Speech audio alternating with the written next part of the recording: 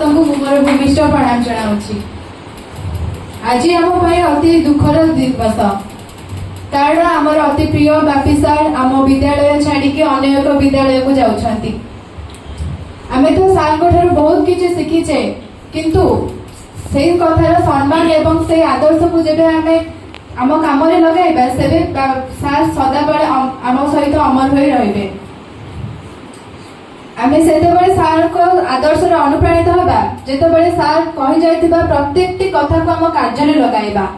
सार हमको विभिन्न उपदेश दियंती, किंतु परवर्ती समय सार जन आम सहित रहिबेनी, किंतु से कहि जायतिबा कथा को आमे निज सहित रखिबा एवं ताको कार्य रे लगाइबा, जहा द्वारा सार आम पाखरे सदाबले रहिबे। मोती कहि म वक्तव्य शेष करूछि।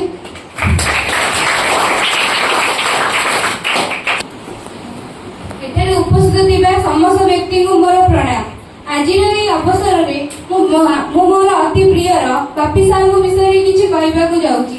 सार जड़े एमती लोक जे कि बेसी श्रृंखला को प्राधान्य दे थांती, जे बेसी श्रृंखला होता है सार से पिला को ही बहुत पसंद करते।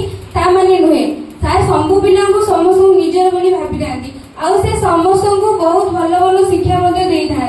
सार जो पिलाटी को चाहिए उच्चर नहीं पहुंचे से भाष तक नहीं पहुंचे जाती जा करती खाली से सार समस्त को ही बहुत भल भल भल पाती आउ स्नेह करती।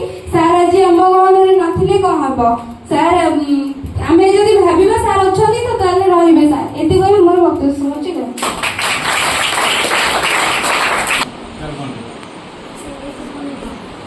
एठारे उपस्थित थिबा समस्त गुरुजन मानकु मोर प्रणाम जनाउछि।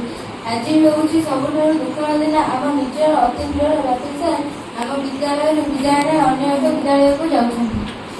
ताकर जेते प्रशंसा कले भी मो पक्षरे कष्टकर हो जाउछि। से जने महान व्यक्ति, से आम विद्यालय एक हिंदी शिक्षक भाव सुपरिचित अच्छा। से आमको बहुत कथा शिखाई और स्कूल पे बहुत किसी कर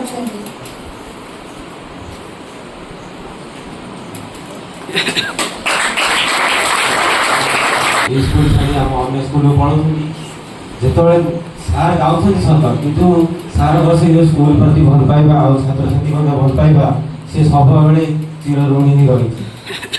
अधिक कम सार बापी सार अनुरोध कर सार किसी कह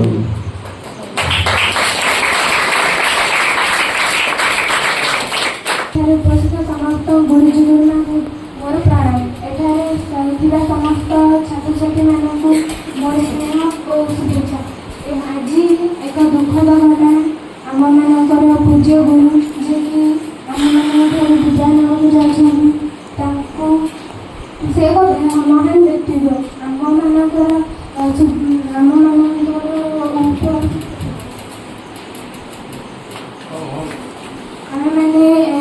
चिर उपकृत रही जे एपरी एक व्यक्तित्व आम मान संस्पर्श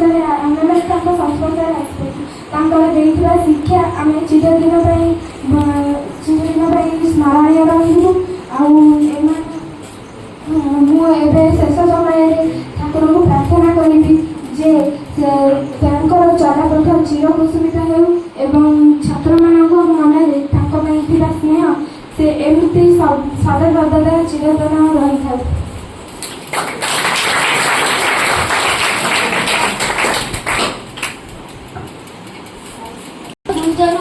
प्रणाम जनाऊँगी। आज दुखद मोर प्रिय बापी सार आज आम स्कूल छाई अन्य एक विद्यालय को जाते आम पक्षे यह दुखद विषय। तेणु बापी सार विषय किसी कहवाक चाहूँगी। बापी सार होती हिंदी दक्ष हिंदी टीचर, किंतु से जड़े राष्ट्रपति पुरस्कार प्राप्त शिक्षक। से हिंदी टीचर हेले आम संस्कृत सार को अनुपस्थित से आमको संस्कृत पढ़ाई था से खुशी अनुभव आम प्रिय हिंदी शिक्षक जहाँ नाम हूँ डॉक्टर बापी सार से आम विद्यालय विद्यालय अनेक अनुष्ठान आम अति दुखर विषय। सार विषय मुझे कहवाक चाहिए। सार आम विद्यालय को प्राय 2-3 वर्ष हम आसी सार आम अनेक शिक्षा पाई। सार अधिक श्रृंखला को पसंद करती। ସାର୍ ଆମକୁ ଡାଏରୀ ଲେଖିବା ଶିଖେଇଛନ୍ତି ଏବଂ ସାର୍ ଆମକୁ ଶିଖାନ୍ତି ଗୋଟେ ଦିନରେ ଯଦି ତମେ କିଛି ବି ଭୁଲ କରିଛ ତାକୁ ଗୋଟେ ଖାତାରେ ଲେଖିକି ରଖ, ତାପରେ ତାକୁ ପଢ଼ ଆଉ ସେଇ ଭୁଲକୁ ସୁଧାରିବା ପାଇଁ ଚେଷ୍ଟା କର। ସାର୍ ଆସିବା ପରେ ଆମକୁ ଗୀତା ପଢ଼ିବା ମଧ୍ୟ ଶିଖାଇଥିଲେ। ସାର୍ ଆମକୁ ଅନୁଚିନ୍ତା ମଧ୍ୟ ବହୁତ ବହୁତ ବହୁତ ଉପଦେଶ ଦିଅନ୍ତି, ଯାହାଦ୍ୱାରା ଆମ ଜୀବନ ସାର୍ଥକ ହୋଇପାରିବ।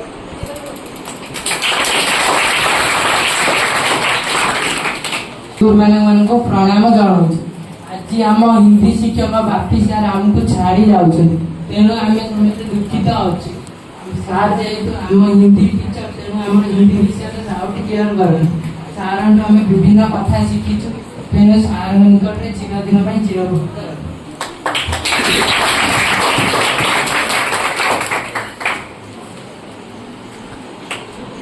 ପିଲାମାନଙ୍କୁ ଅନୁଶାସନ ଶିଖାଇବାଠୁ ଆରମ୍ଭ କରି ଆମର ଅଗଷ୍ଟ 15 ଜାନୁଆରୀ 26 ହେଉ କିମ୍ବା ଯେତେ ସ୍ପୋର୍ଟସ୍ କମ୍ପିଟିସନ୍ କି ଆନୁଆଲ୍ ଫଙ୍କସନ୍ ସବୁଥିରେ ମୁଖ୍ୟ ଭୂମିକା ଦାୟିତ୍ୱ ତୁଲାନ୍ତି ଆମ ବାପି ସାର୍, ଯାହାକୁ ଆଜି ଆମେ ହରେଇବାକୁ ଯାଉଛୁ। ଆଉ ସେ